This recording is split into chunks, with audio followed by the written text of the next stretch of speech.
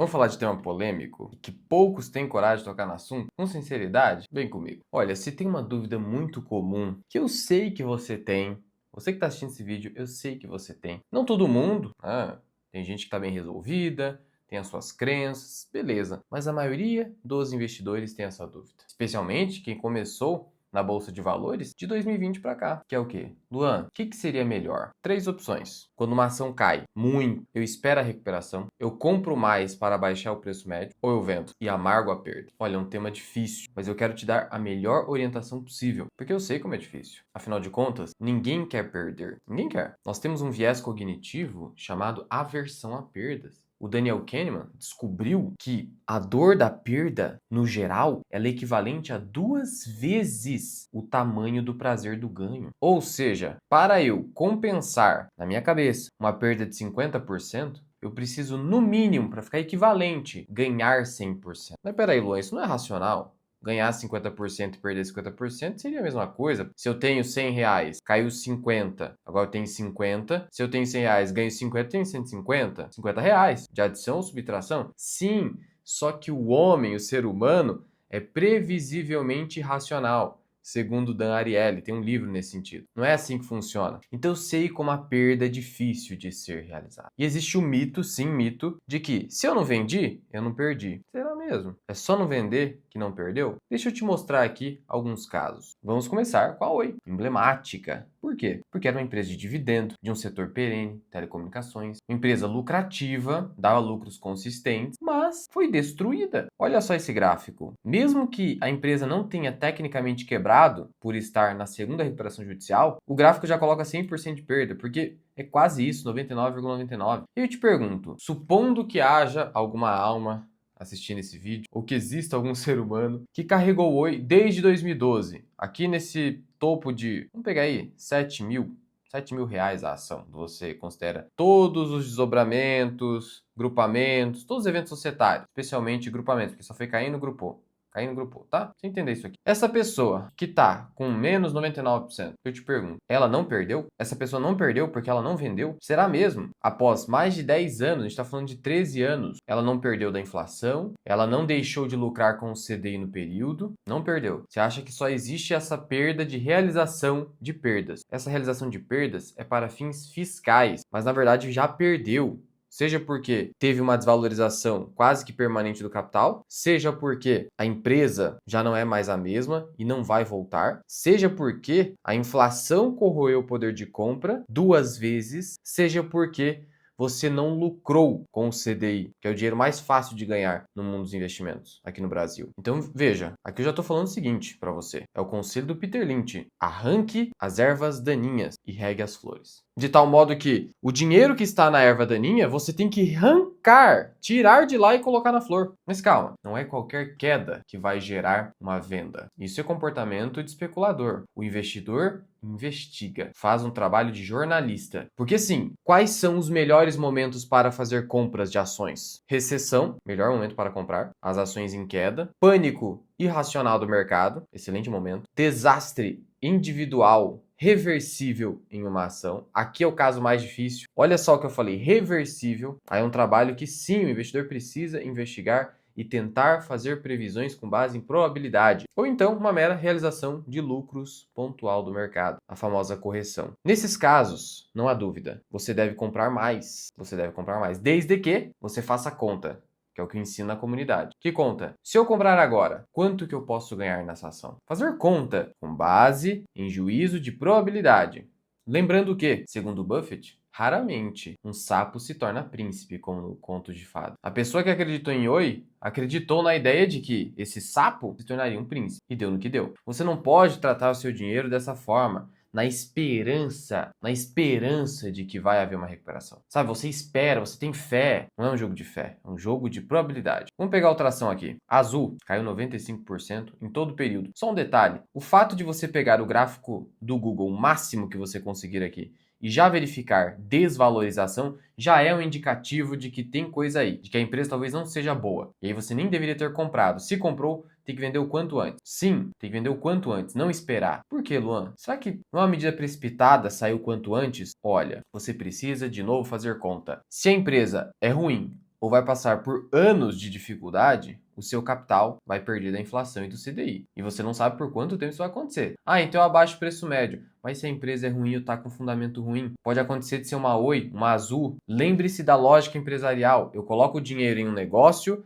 e espero não ficar mais colocando dinheiro nesse negócio, porque eu quero extrair os lucros, não ficar injetando capital. Ou você abre um negócio para ficar colocando dinheiro no negócio. Então você está fazendo caridade. Não é isso. A mesma lógica empresarial você deve colocar na gestão de portfólio dos seus investimentos. A mesma coisa. Se você não pensar dessa forma, você vai cometer equívoco. E não tem problema você comprar um ativo errado. Às vezes acontece. A gente está ganancioso, não viu um problema, tem uma fragilidade, só vai aparecer adiante, ou a gente não fez a diligência adequada. Acontece, normal. Só que quando você identifica, pula fora, porque a perda patrimonial é extremamente difícil de ser recuperada. É matemática, simples. Se eu tiver uma desvalorização de 10%, 15%, que inclusive é um critério que o Richard Koch coloca no seu livro Princípio 80-20. Muito bom, inclusive. E fala, passou de 15 e você viu que não é uma boa ideia permanecer com aquele investimento, vê se não é momento de pular fora ou reduzir drasticamente a posição e deixá-la diminuta. Porque daí se for 0,5%, 1% do capital inicial que você colocou,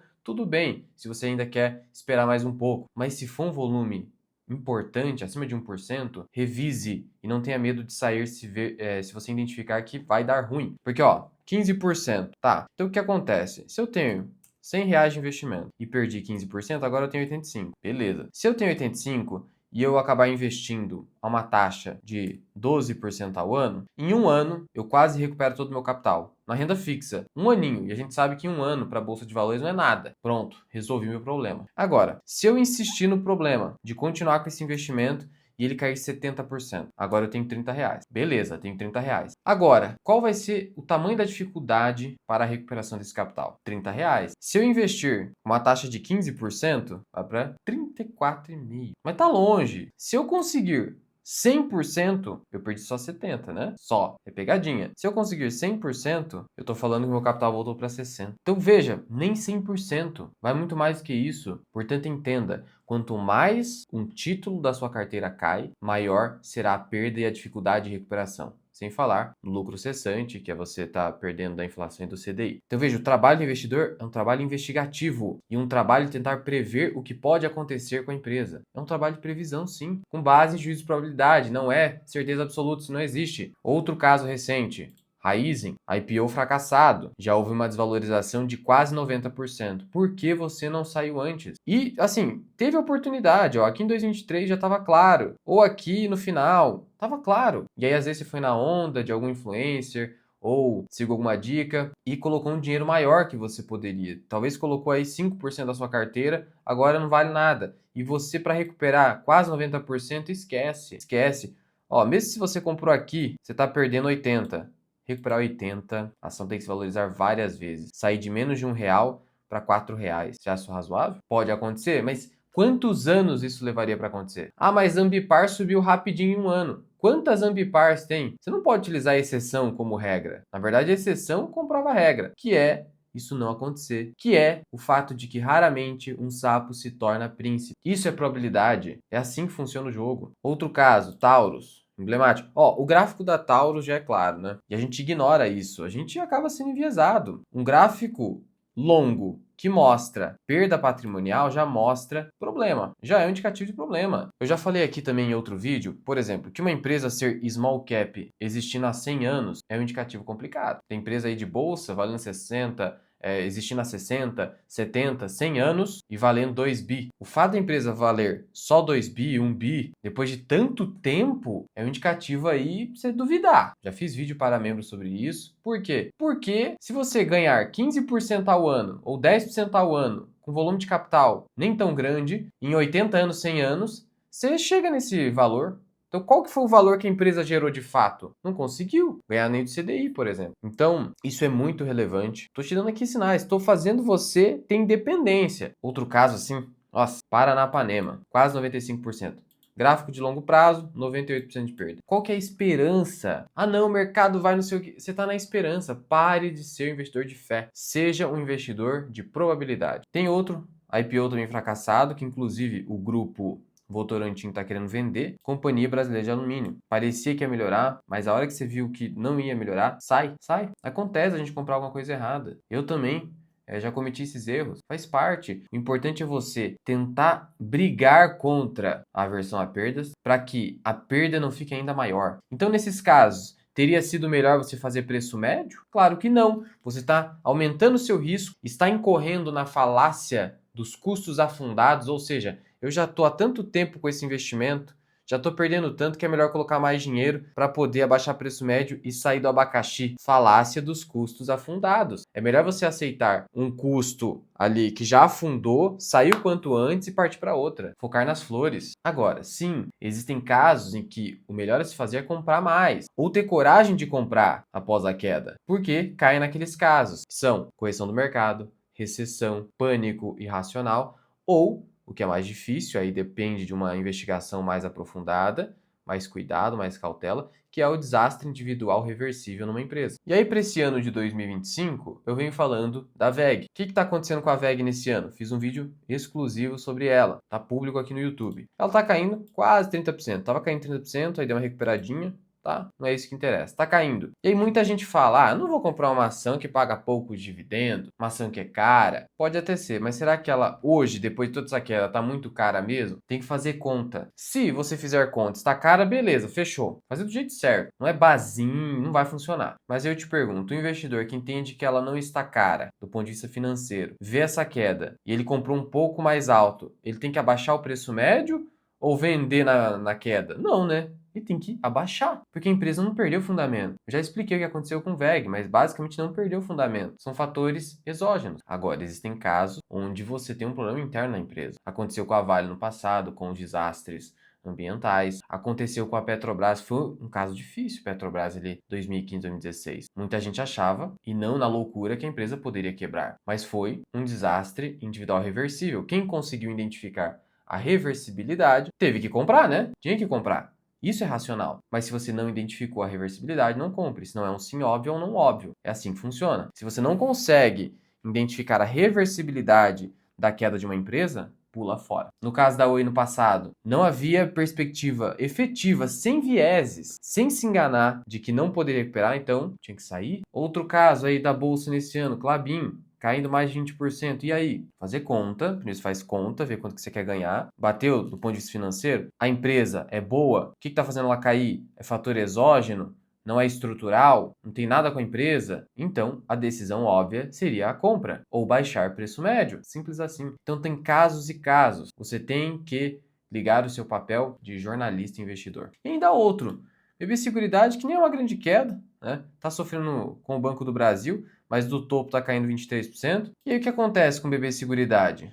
Que até está subindo um pouquinho hoje. É um caso um pouquinho mais difícil do que VEG e Klabin para o ano 2025, mas ao mesmo tempo a reversibilidade do caso é clara. É basicamente uma crise de crédito que afeta especialmente o agronegócio e gera um menor número de negócios para a BB Seguridade, por conta do Banco do Brasil. Isso é reversível ou irreversível? Então, essa é a análise. Então, se você me perguntar de novo, Luan, o que é melhor quando a ação está caindo ou derretendo? Especialmente derretendo. Eu vender logo e pular fora desse negócio, abaixar o preço médio ou aguardar a recuperação, deixar quieto, quarentena? E a minha resposta é um famoso depende. Depende do caso, depende da empresa. Ah, Luan, mas eu ainda não me sinto preparado de saber esse tipo de coisa. Na verdade, eu vou ser sincero com você. Eu seguro o papel que está caindo, está perdendo fundamentos, porque eu não sei se é um caso com BB Seguridade, que é reversível, ou um caso como Klabin, VEG, eu ainda não me sinto seguro de perceber isso. Aí eu prefiro só deixar lá. É por isso que eu te convido a entrar para minha comunidade. O papel da minha comunidade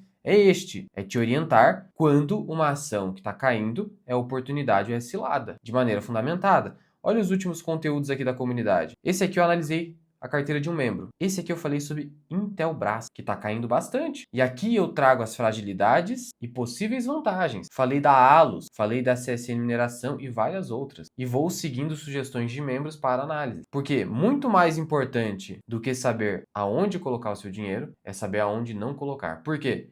Porque as perdas doem mais e são mais difíceis de serem recuperadas. A regra número 1 dos investimentos é nunca perca dinheiro, por conta disso. Por isso que o Buffett fala isso, pelo que eu mostrei nesse vídeo. Ainda nós temos vários materiais complementares, tem a trilha exclusiva dos anualistas, onde você tem relatórios de análise das melhores empresas da bolsa, aquelas que você tem que aguardar uma situação de correção, de pânico, de recessão para encher o bolso, são muito boas. E ainda eu tenho a minha planilha de valor intrínseco das ações que eu tenho na minha carteira e das melhores ações da bolsa, para facilitar ali a visualização do cálculo do valor intrínseco. Isso é para quem quer algo mais pronto, que confia no meu trabalho, quer algo mais pronto ou quer comparar com o seu próprio cálculo. Então aqui eu te dou algo pronto também, ao mesmo tempo que eu te ensino a fazer. Por quê? Porque eu tenho meu treinamento, Formação Mira Investing, onde eu te ensino a fazer tudo isso. E para um investidor mais passivo ali, gestão bem mais passiva, tem o método dividendo permanente. Então tudo que você precisa está aqui na minha comunidade. Portanto, teste por 7 dias grátis. No plano anual você tem esses conteúdos exclusivos, relatório de análise e cálculo do valor intrínseco. No final das contas, você vai gastar apenas R$ 2 por dia, hoje não é nem mais uma coxinha, para estar investindo tanto na sua independência financeira, quanto no seu senso crítico e também para evitar perdas. Conheça todos os benefícios da minha comunidade no link da descrição e no primeiro comentário fixado. E aqui em cima eu vou deixar para você o vídeo onde eu analisei a VEG.